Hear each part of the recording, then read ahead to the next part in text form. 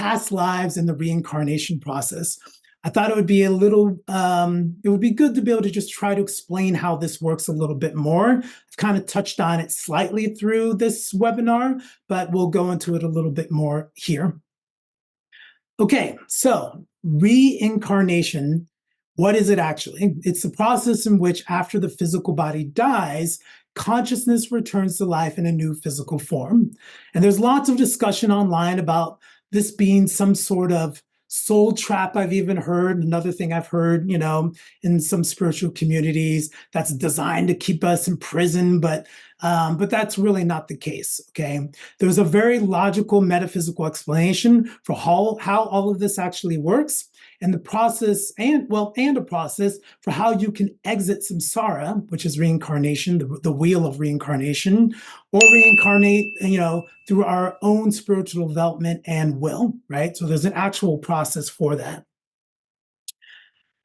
What actually takes place when the body finally dies is that your consciousness is pulled back into the astral body, okay? So the physical body dies, and then what happens is your consciousness pulls back into the astral body. And as we discussed previously, the astral body is really what we have coined the soul.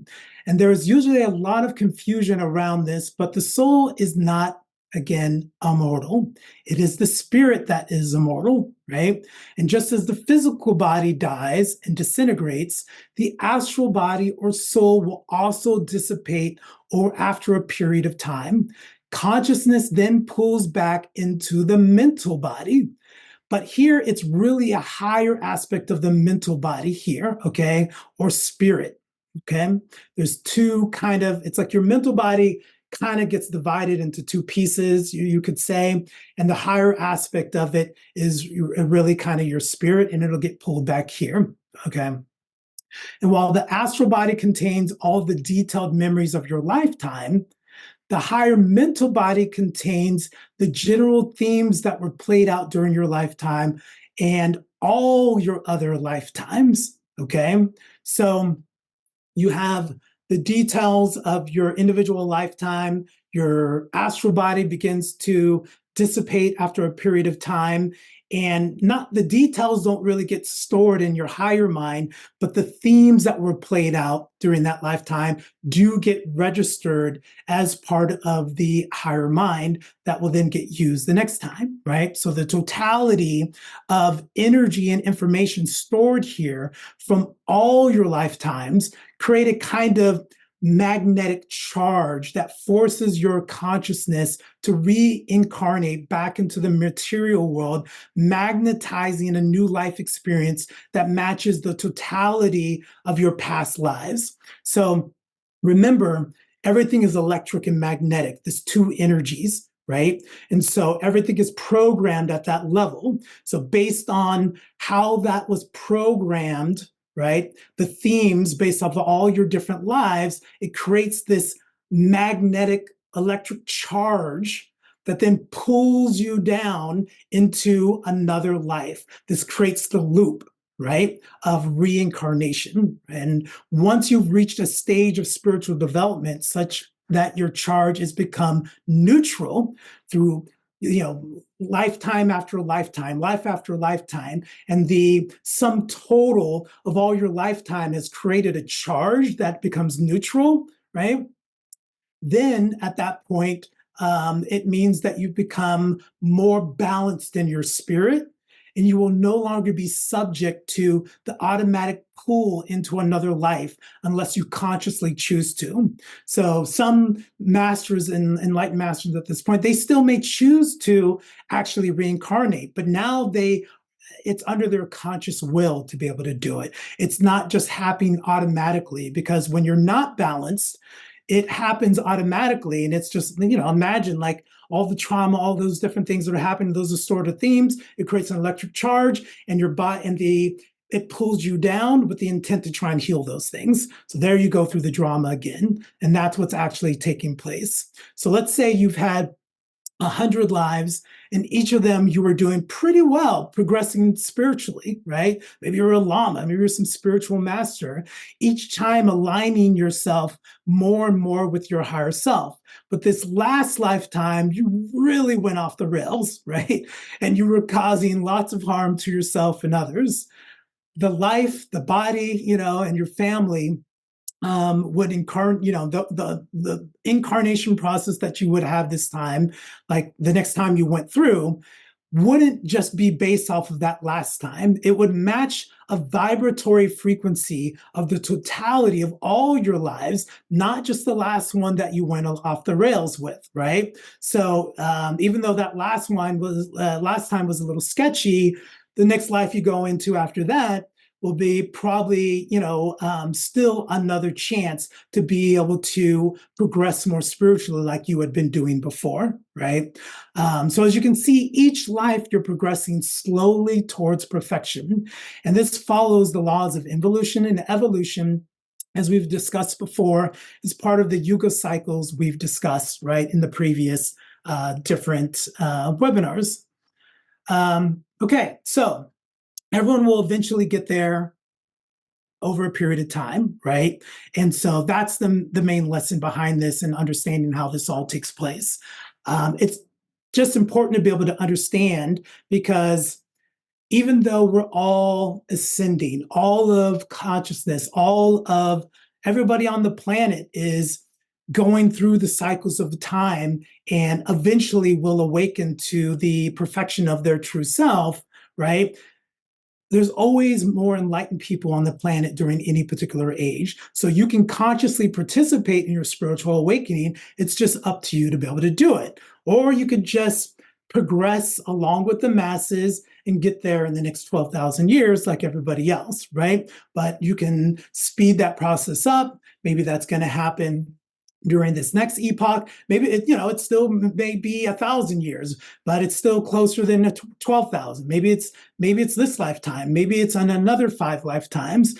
It can actually happen far faster than you might think, right? Because remember, the goal is just to get to your higher self, and from there you have much more control, because your spirit is still going to continue evolving. But it's once you reach that enlightened stage, you have more control over your evolutionary process, I should say.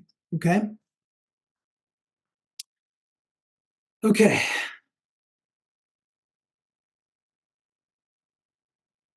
Moving along.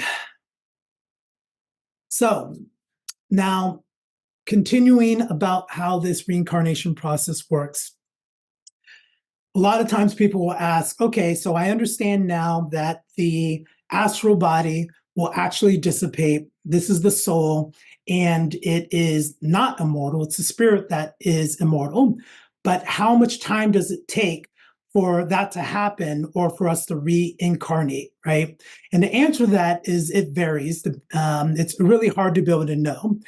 And it depends on the level of attachment somebody had to the physical body and how much astral energy is stored in the astral body, because all that stored up energy will help you stay on the astral plane much longer. And there's even some people who purposely want to stay there longer. I'm not going to cover that, but it really ranges. So you might hear things, everything from 7 days, 3 days to 30 days.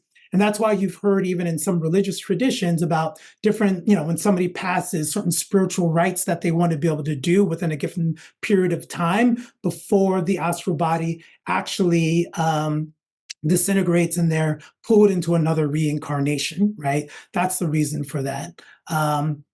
But you have to remember, and I think we've talked about this in some of the other webinars, the astral plane is more of a timeless dimension. Okay. So time doesn't exist the same way there. Think about when you're dreaming, right? And 5 minutes in a dream could be much, longer actually, right? Than, 5 minutes actual sleeping, right? So you have to keep that in mind. So 30 days in the astral plane can seem like, honestly, an eternity. especially if you end up in some of those lower realms that I mentioned, right? Within the astral plane, there are 7 subplanes, and based on the vibrational state somebody is in, upon their dying, this is what determines which of the 7 subplanes that they will awaken within. The reason why there are so many different explanations of near-death experiences, NDEs, is because someone's experience can be completely different based on their beliefs and vibrational state, which determines what part of the astral plane they will actually experience, right? The astral planes are simply vast oceans of creative thought, and thoughts manifest as form here. And as you can imagine, not all thoughts are made the same. So higher quality and pure thoughts kind of coagulate and reside in the higher planes of the astral realm, right? While more of the debasing, passionate thoughts of, that are more reminiscent of maybe a horror story or something will exist in the lower planes of the astral. Everything exists within the astral, okay? It's just like, imagine the thoughts that are created and how those create realities, those thoughts are manifested and created within the astral world. So everything from the purest of ideas and thoughts create worlds of purity down to the most, hellish ideas and concept that you could imagine exists within the astral world. And if let's say you're a highly religious person, when you die, you will be pulled to a level of the astral world that will provide you with an experience that matches your thoughts and vibrations and beliefs. Okay. So you might experience exactly what you thought you would experience because your thoughts create your reality. And there's a whole bunch of other people who thought the same thing too. And it's created an actual, reality that will feed back to you that exact experience, right? Once somebody passes away.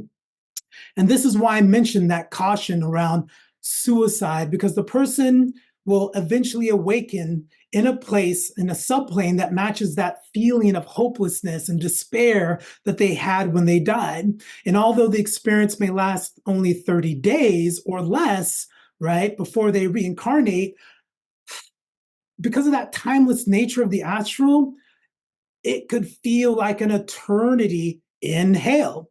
That's really what it feels like. And that's where all that stuff comes from. This is where they express that spending of, that spending an eternity, or you'll suffer an eternity of hell for sinning. That's where that term comes from. That's the true metaphysical reason behind that term and what it actually means. It's not literally eternity, but it will feel like eternity if you end up there, okay? So after awakening in one of these 7 subplanes, the astral body will eventually dissipate, pulling the consciousness back into the higher mental body, which is really spirit. And based on the totality of those experiences the spirit has had from, all of its lives, right? It will finally go back through the reincarnation process. And it's important to understand this process because if someone finds themselves within the astral plane, staying emotionally balanced provides the most freedom of range of